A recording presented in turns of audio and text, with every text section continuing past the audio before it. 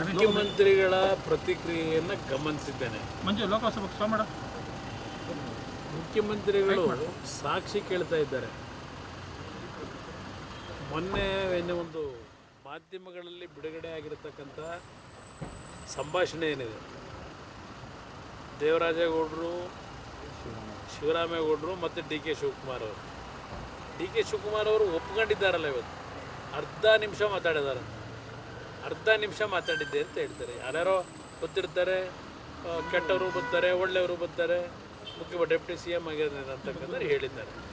ಈಗ ಅರ್ಧ ನಿಮಿಷದಲ್ಲಿ ಮಾತಾಡಿರೋದೇ ಪ್ರಮುಖವಂತ ಅಂಶ ಅಲ್ವಾ? ಮುಖ್ಯಮಂತ್ರಿಗಳು ಸಾಕ್ಷಿ ಕೊಡಿ ಅಂತ ಹೇಳ್ತಾರೆ.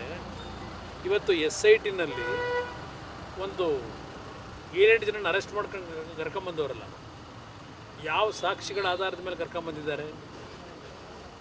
ಹಲವಾರು ಜನನ್ನ ಪ್ರತಿನಿತ್ಯ ಕರೆದು ಹ್ಯಾರಾಸ್ಮೆಂಟನ್ನು ಮಾಡ್ತಾ ಇದ್ದಾರೆ SITನಲ್ಲಿ. ಅವ್ರಿಗೂ ಈ ಒಂದು ಪ್ರಕರಣಕ್ಕೂ ಸಂಬಂಧಗಳೇನಿದೆ? ಇಲ್ಲಿ ಕ್ಲಿಯರ್ ಆಗಿ ಕಣ್ಣು ಕಟ್ತಾ ಇದೆ.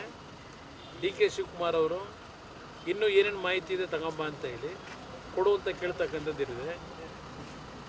ಇದೆಲ್ಲ ಇದ್ದಾಗ ಆಮೇಲೆ ಈ ಒಂದು ದೂರನ್ನು ಭಾಳ ಕಷ್ಟಪಟ್ಟು ಕೊಡಿಸಿದ್ದೀವಿ ಅಂತ ಹೇಳ್ತಾರೆ.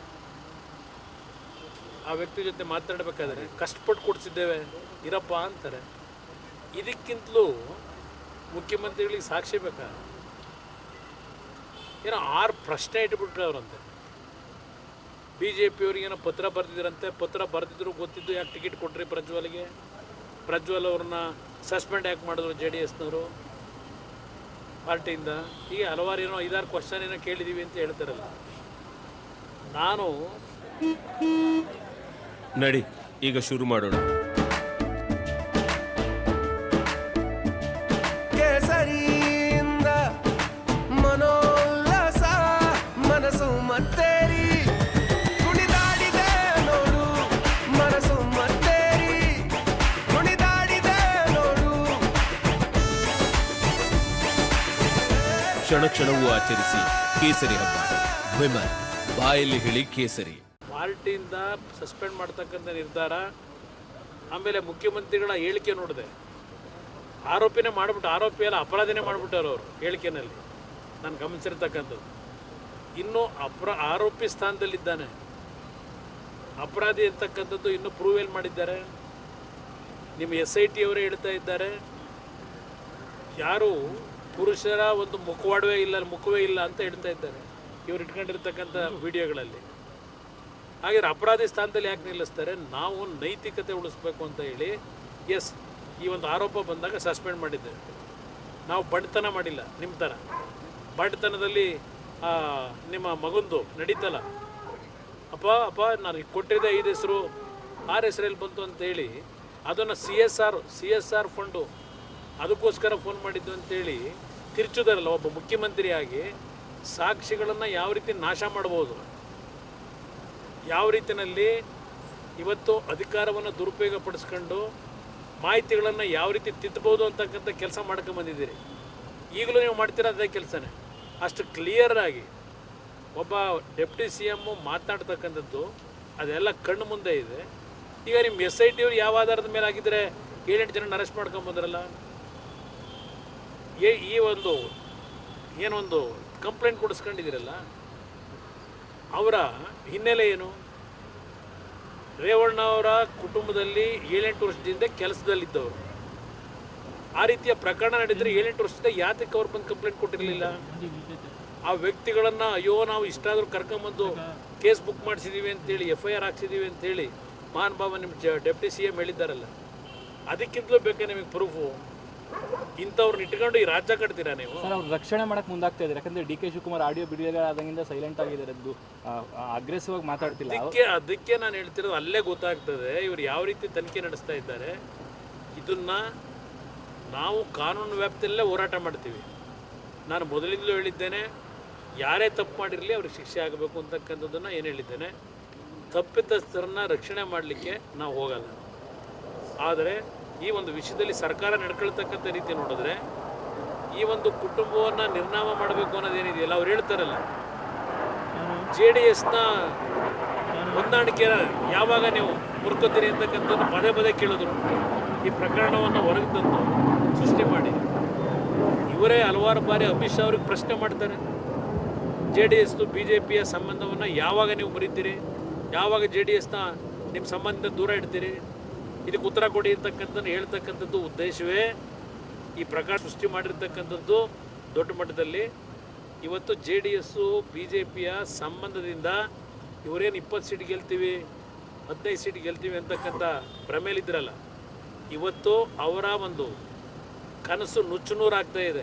ಚುನಾವಣಾ ಫಲಿತಾಂಶ ಗೊತ್ತಿದೆ ನನಗೆ. ಕರ್ನಾಟಕದಲ್ಲಿ BJPಯ ಜೊತೆಯಲ್ಲಿ JDS ಹೊಂದಾಣಿಕೆ ಮಾಡ್ಕೊಂಡ ದಿನವೇ ಅವರಿಗೆ ಅರ್ಥವಾಯಿತು ನಮ್ಮ ಒಂದು ಓಟಕ್ಕೆ ಕಡಿವಾಣ ಹಾಕ್ತಾರೆ ಅಂತೇಳಿ. ಆ ಕಡಿವಾಣ ಹಾಕಿದ್ದಾರೆ ಅಂತಕ್ಕಂಥ ಒಂದೇ ಒಂದು ಇವರಲ್ಲಿ ಆತಂಕಕ್ಕೊಳಗಾಗಿ ಈ ರೀತಿಯ ಒಂದು ಪ್ರಕರಣವನ್ನು ಇಡೀ ರಾಜ್ಯ ತಲೆ ತಗ್ಗಿಸ್ತಕ್ಕಂಥ ವಾತಾವರಣ ನಿರ್ಮಾಣ ಮಾಡಿರ್ತಕ್ಕಂಥದ್ದು ಇದೇ DK ಶಿವಕುಮಾರ್ ಅವರು, ಇವರು ಪಟಾಲಂಗಳು. ಅವ್ರು ಯಾರ ಮೇಲೂ ಆ್ಯಕ್ಷನ್ ಇಲ್ಲ.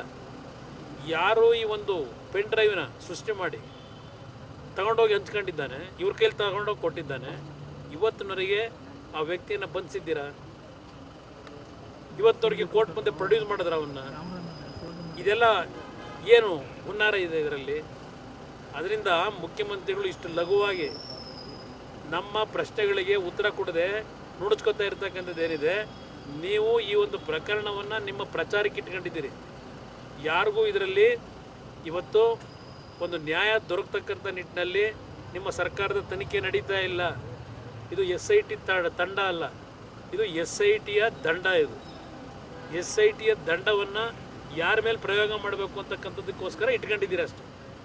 ಈ ಒಂದು ನಿಮ್ಮ ಪ್ರತಿನಿತ್ಯದ ನಡವಳಿಕೆಗಳನ್ನು ನೋಡಿದಾಗ ಸರ್, ದೇವರಾಜೇಗೌಡರಿಗೆ ಥ್ರೆಟ್ ಇದೆ ಜೈಲಲ್ಲಿ ಅಂತ ನಿಮ್ಮ ಮಾಜಿ ಶಾಸಕರು ಸುರೇಶ್ ಗೌಡ ಹೇಳಿದ್ದಾರೆ. ಇರ್ಬೋದು. ಯಾಕೆಂದರೆ ಇಲ್ಲಿರ್ತಕ್ಕಂಥ ಈ ಸರ್ಕಾರದಲ್ಲಿ ಭಾಳ ಜನಗಳು ಯಾವ ಬ್ಯಾಕ್ಗ್ರೌಂಡಲ್ಲಿ ಬಂದಿದ್ದಾರೆ ಅಂತಕ್ಕಂಥ ಹಿನ್ನೆಲೆ ಒಳಗೆ ಬಹುಶಃ ಅವ್ರು ಹೇಳಿರ್ಬೋದು. ಸರ್, ಹೈಕೋರ್ಟ್ಗೆ ಏನಾದರೂ CBIಗೆ ಕೊಡಿ ಏನಕ್ಕೆ ನಾವು ಏನು ಮಾಡಬೇಕು ಅದನ್ನು ಕಾನೂನಿನ ತಜ್ಞರ ಜೊತೆ ಚರ್ಚೆ ಮಾಡಿ ಈ ಒಂದು ವಿಷಯದಲ್ಲಿ ಕಾನೂನಿನ ಚೌಕಟ್ಟಿನಲ್ಲಿ ಈ ದೇಶದ ಒಂದು ಕಾನೂನು ವ್ಯವಸ್ಥೆ ಒಳಗೆ ಸತ್ಯಾಂಶ ಹೊರಗೆ ತರ್ತಕ್ಕಂಥದ್ದಕ್ಕೆ ಏನೇನು ನಾವು ಕ್ರಮ ತೆಗೆದುಕೋಬೇಕು ತಗೋತೀವಿ. ಸರ್, DK ಶಿವಕುಮಾರ್ ರಾಜೀನಾಮೆಯನ್ನು ಆಗ್ರಹಿಸ್ತೀರಾ? ನಾವು ಹೇಳಾಯಿತು, ಇಷ್ಟೆಲ್ಲ ಪ್ರಕರಣದಲ್ಲಿ ಭಾಗಿಯಾಗಿರ್ತಕ್ಕಂಥದ್ದು ಗೊತ್ತಾದ ಮೇಲೂ ಅವ್ರನ್ನ ಮುಂದುವರಿಸಿರ್ತಕ್ಕಂಥದ್ದು ಏನಿದೆ, ಇದು ಈ ಸರ್ಕಾರ ತಪ್ಪಿತಸ್ಥರಿಗೆ ಇಂಥವ್ರಿಗೆ ರಕ್ಷಣೆ ಕೊಡ್ಲಿಕ್ಕೆ ಇರ್ತಕ್ಕಂಥ ಸರ್ಕಾರ ಇದು. ಇವತ್ತು ಭಾಳ ನೇರವಾಗಿ ಇವರು ಏನು ಮಾಡಿದ್ದಾರೆ ಇದರಲ್ಲಿ ಅಂತಕ್ಕಂಥದ್ದು ಜಗಜ್ಜಾಹಿರ. ಇವ್ರ ನಡವಳಿಕೆಗಳನ್ನು ನೋಡಿದಾಗ ನೀವು ಆದರೂ ಅವ್ರನ್ನ ರಕ್ಷಣೆ ಮಾಡ್ತಕ್ಕಂಥ ಕೆಲಸ ಏನು ಮಾಡಿದ್ದಾರೆ ಸರ್ಕಾರಕ್ಕೆ, ಇದು ಮುಂದೆ ಒಂದು ದೊಡ್ಡ ಮಟ್ಟದ ಬೆಲೆ ತೆರಲೇಬೇಕಾಗ್ತದೆ. ನಾನೇ ಹೇಳಿದ್ದೀನಲ್ಲ, ಈ ನೆಲದ ಕಾನೂನಿನಲ್ಲಿ ಯಾರೇ ದೊಡ್ಡವರಿರಲಿ ತಲೆ ಬಾಗಲೇಬೇಕು. ಪ್ರತಿನಿತ್ಯ ಹಣದ ಮತ್ತು ಅಧಿಕಾರದ ದುರುಪಯೋಗ ಪಡಿಸ್ಕೊಂಡು ಭಾಳ ದಿನ ಉಳಿಲಿಕ್ಕಾಗೋದಿಲ್ಲ. ಅದಕ್ಕೂ ಒಂದು ಅಂತಿಮ ದಿನಗಳು ಬರುತ್ತೆ. ಪ್ರಜ್ವಲ್ಗೆ ಇನ್ನೊಂದ್ಸತಿ ಮನವಿ ಮಾಡ್ತೀನಿ. ನಾನು ಮಾಡಿದ್ದೆ, ನಿನ್ನೆ ದಿನ ಕ್ಲಿಯರಾಗಿ ಹೇಳಿದ್ದೇನೆ. ಎಲ್ಲಿದ್ದರೂ ಬಂದು ಇವತ್ತು SITನಲ್ಲಿ ಅದು ಯಾವ ರೀತಿ ತನಿಖೆ ಮಾಡ್ತಾರೋ ಆ ತನಿಖೆಗೆ ಸಹಕಾರ ಕೊಡಪ್ಪ ಅಂತ ಹೇಳಿದ್ದೆ. ಈಗಲೂ ಹೇಳ್ತೇನೆ. ನನಗೆ ಇನ್ನೂ ಕಾಂಟ್ಯಾಕ್ಟ್ನಲ್ಲಿ ಇಲ್ಲ. ನಾನು ಅದಕ್ಕೆ ಸಾರ್ವಜನಿಕವಾಗಿ ನಿನ್ನೆ ಮಾಧ್ಯಮದ ಮುಖಾಂತರ ಮನವಿ ಮಾಡಿದ್ದೇನೆ.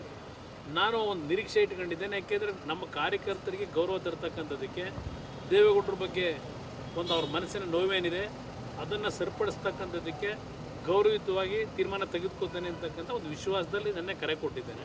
ನೋಡೋಣ ಇವತ್ತು. ನೋಡಿ. Yes sir, thank you sir.